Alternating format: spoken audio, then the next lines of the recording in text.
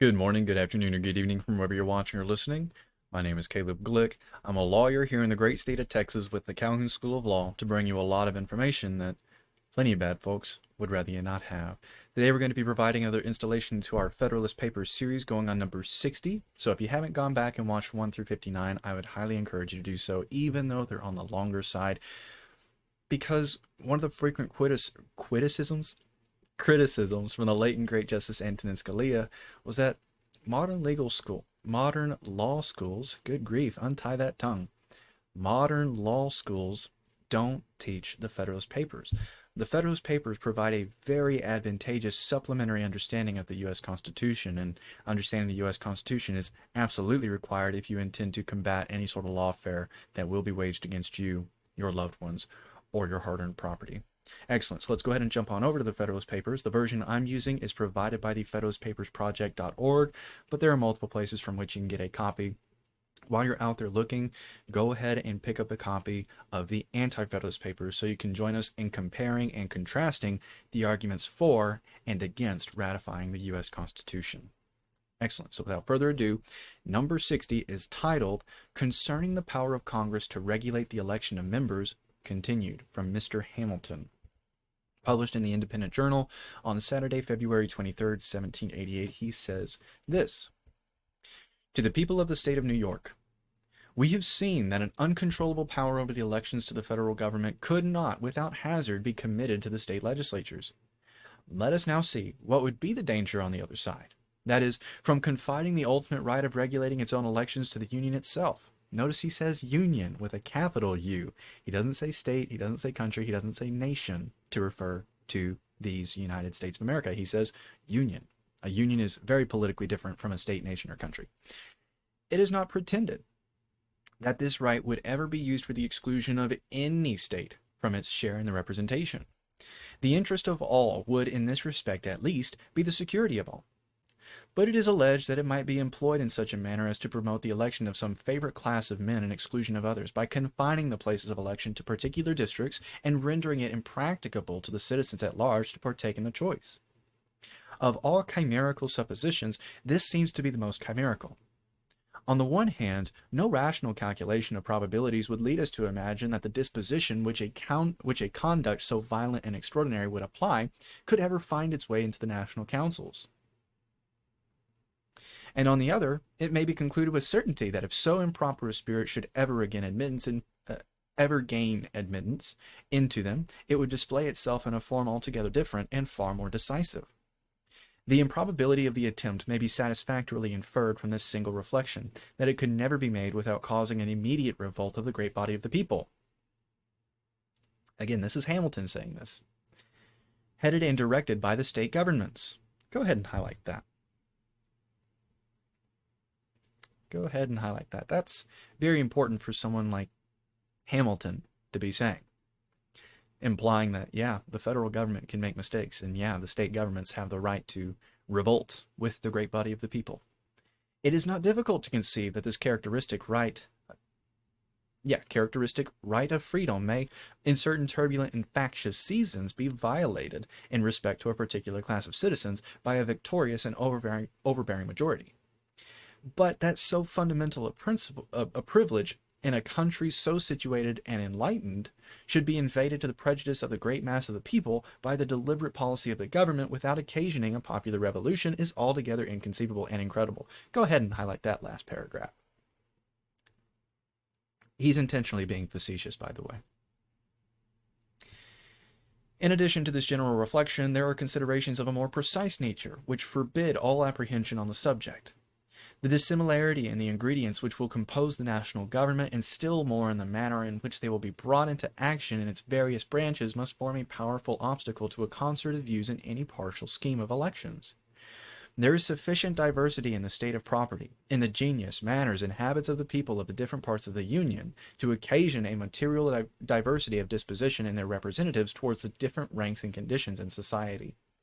And though an intimate intercourse under the same government will promote a gradual assimilation in some of these respects, yet there are causes, as well physical as moral, which may in a greater or less degree permanently nourish different propensities and inclinations in this respect. But the circumstance which will be likely to have the greatest influence in the matter will be the dissimilar modes of constituting the several component parts of the government. The House of Representatives being to be elected immediately by the people, the Senate by the state legislatures, the President by electors chosen for that purpose by the people, there would be little probability of a common interest to cement these different branches in a predilection for any particular class of electors. Go ahead and highlight that paragraph too, detailing exactly why we have the Electoral College. Why is it being a butt? There we go. Being troublesome. A butt. How childish. Anyway, go ahead and highlight that paragraph right there, explaining why we have the Electoral College and why the elections were set up the way they were originally. As to the Senate, it is impossible that any regulation of, quote, time and manner, which is all that is proposed to be submitted to the national government in respect to that body, can affect the spirit which will direct the choice of its members. The collective sense of the state legislatures can never be influenced by extraneous circumstances of that sort. A consideration which alone ought to satisfy us that the discrimination apprehended would never be attempted.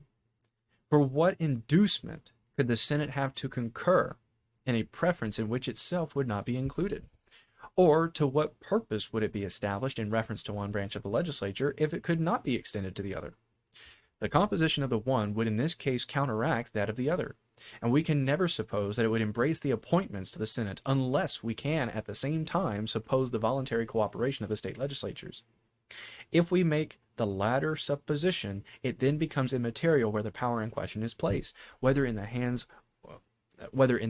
or in those of the Union.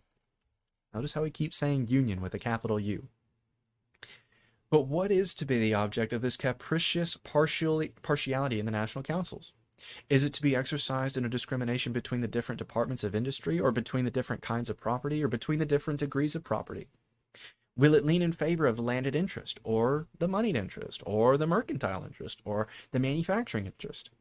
Or, to speak in the fashionable language of the adversaries to the Constitution, will it court the evolution of, quote, the wealthy and the well-born, to the exclusion and debasement of all the rest of the society? If this partiality is to be exerted in favor of those who are concerned in any particular description of industry or property, I presume it will readily be admitted that the competition for it will lie between landed men and merchants. And I scruple not to affirm that it is infinitely less likely that either of them should gain an ascendant in the national councils than that the one or the other of them should predominate in all the local councils. The inference will be that a conduct tending to give an undue preference to either is much less to be dreaded from the former than from the latter. The several states are in various degrees addicted to agriculture and commerce. In most, if not all of them, agriculture is predominant. In a few of them, however, commerce nearly divides its empire, and in most of them has a considerable share of influence. In proportion as either prevails, it will be conveyed into the national representation, and for the very reason that this will be an emanation from a greater variety of interests and in much more various proportions than are to be found in any single state, it will be much less apt to espouse either of them with a decided partiality than the representation of any single state. In a country consisting chiefly of the cultivators of land, where the rulers of an equal representation obtain, the landed interest must, upon the whole, preponderate in the government. As long as this interest prevails in most of the state legislatures, so long it must maintain a correspondent superiority in the national Senate, which will generally be a faithful copy of the majorities of those assemblies. It cannot therefore be presumed that a sacrifice of the landed to the mercantile class will ever be a favorite object of this branch of the federal legislature. In applying thus particularly to the Senate a general observation suggested by the situation of the country, I am governed by the consideration that the credulous votaries of state power cannot, upon their own principles, suspect that the state legislatures would be warped from their duty by any external influence. But in reality, the same situation must have the same effect in the primitive composition at least of the Federal House of Representatives. An improper bias towards the mercantile class is as little to be expected from this quarter as from the other. In order, perhaps, to give countenance to the objection at any rate, it may be asked, is there not danger of an opposite bias in the national government which may dispose it to endeavor to secure a monopoly of the federal administration to the landed class? As there is little likelihood that the supposition of such a bias will have any terrors for those who would be immediately injured by it, a labored answer to this question will be dispensed with it. It will be sufficient to remark, first, that for the reasons elsewhere assigned, it is less likely that any decided partiality should prevail in the councils of the Union than in those of any of its members. Secondly, that there would be no temptation to violate the Constitution in favor of the landed class, because that class would, in the natural course of things, enjoy as great a preponderancy as itself could desire. And thirdly, that men accustomed to investigate the sources of public prosperity upon a large scale must be too well convinced of the utility of commerce to be inclined to inflict upon it so deep a wound as would result from the entire exclusion of those who would best understand its interest from a share in the management of them. Yeah. The importance of commerce in the view of revenue alone must effectually guard it against the enmity of a body which would be continually importuned in its favor, but the urgent calls of public necessity. By the urgent calls of public necessity. Excuse me. Wake up, Caleb. I, the rather, consult brevity in discussing the probability of a preference founded upon a discrimination between the different kinds of industry and property, because, as far as I understand the meaning of the objectors, they contemplate a discrimination of another kind. They appear to have in view, as the objects of the preference with which they endeavor to alarm us, those whom they designate by the description of, quote, the wealthy and the well-born. These, it seems, are to be exalted to an odious preeminence over the rest of their fellow citizens. At one time, however, their elevation is to be a necessary consequence of the smallness of the represented body. At another time, it is to be effected by depriving the people at large of the opportunity of exercising their right of suffrage in the choice of that body. But upon what principle is the discrimination of the places of election to be made, in order to answer the purpose of the meditated preference? Are, quote, the wealthy and the well-born, as they were called, confined to particular spots in the several states? He's being facetious. Have they, by some miraculous instinct or foresight, set apart in each of them a common place of residence? Are they only to be met within the towns or cities? Or are they, on the contrary, scattered over the face of the country, as avarice or chance may have happened to cast their own lot or that of their predecessors? If the latter is the case, as every intelligent man knows it to be, such a pompous, arrogant fellow, is the case, it is not evident that the policy of confining the places of election to particular districts would be as subversive of its own aim as it would be exceptionable on every other account. The truth is that there is no method of securing to the rich the preference apprehended but by prescribing qualifications of property either for those who may elect or be elected. But this forms no part of the power to be conferred upon the national government. Its authority would be expressly restricted to the regulation of the times, the places, the manner of elections. The qualifications of the persons who may choose or be chosen, as has been remarked upon other occasions, are defined and fixed in the Constitution and are unalterable by the legislature. Ooh, go ahead and highlight that. What amendments have been made to the Constitution which he says are not alterable, are not implementable to the Constitution, which deal with the qualifications of state voters? Let's go ahead and read that again, just so no one thinks, oh, Caleb's being misrepresentative. The qualifications of the persons who may choose or be chosen, as has been remarked upon other occasions, are defined and fixed in the Constitution and are unalterable by the legislature. I wonder if unalterable by the legislature also includes the amendment process. Let it, however, be admitted for argument's sake that the expedient suggested might be successful, and let it at the same time be equally taken for granted that all the scruples which a sense of duty or an apprehension of the danger of the experiment might inspire were overcome in the breasts of the national rulers, still I imagine it will hardly be pretended that they could ever hope to carry such an enterprise into execution without the aid of a military force sufficient to subdue the resistance of the great body of the people. What do you think happened in 1860? Oh, me. The improbability of the existence of a force equal to that object has been discussed and demonstrated in different parts of these papers. but that the futility of the objection under consideration may appear in the strongest light, it shall be conceded for a moment that such a force might exist, and the national government shall be supposed to be in the actual possession of it. What will be the conclusion? With a disposition to invade the essential rights of the community, and with the means of gratifying that disposition, is it presumable that the persons who were actuated by it would amuse themselves in the ridiculous task of fabricating election laws for securing a preference to a favorite class of men? Yes.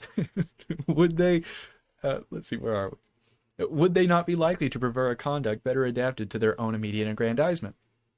No. Well, depending on how you define aggrandizement. Would they not rather boldly resolve to perpetuate themselves in office by one decisive act of usurpation than to trust to precarious expedients which, in spite of all the precautions that might accompany them, might terminate in the dismission, disgrace, and ruin of their authors? Would they not fear that citizens not less tenacious than conscious of their rights would flock from the remote extremes of their respective states to the places of election to overthrow their tyrants, and to substitute men who would be disposed to avenge the violated majesty of the people? Go ahead and highlight that last question there.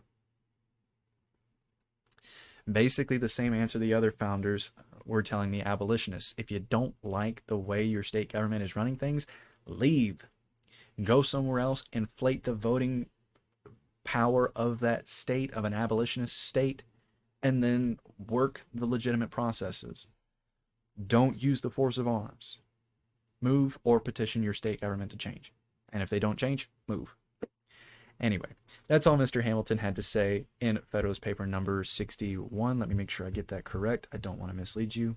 It's not 61, it is 60. If you have any questions about what Mr. Hamilton was saying in 60, or in the preceding papers, what was said in the preceding papers, or a topic you'd like me to cover in a future lecture, please post them down in the comments, because the entire purpose of the Calhoun School of Law is to equip you with the necessary skills and information to combat any sort of lawfare that will be waged against you, your loved ones, or your hard-earned property. So please, if you have any questions at all, post them down in the comments. Excellent. So my name is Caleb Glick. I'm a lawyer here in the great state of Texas with the Calhoun School of Law to bring you a lot of information that plenty of bad folks would rather you not have. I hope you enjoyed the lecture, and if not, while you're down in the comments, let me know how I can do better so I can best serve that purpose of helping you. I hope y'all have a wonderful day, and I'm not sure what the topic for the next lecture will be, but I'll do my best to make it as informative and entertaining as this one, if not more so. Regardless of the topic of the next lecture, until I see y'all then, I bid you all farewell.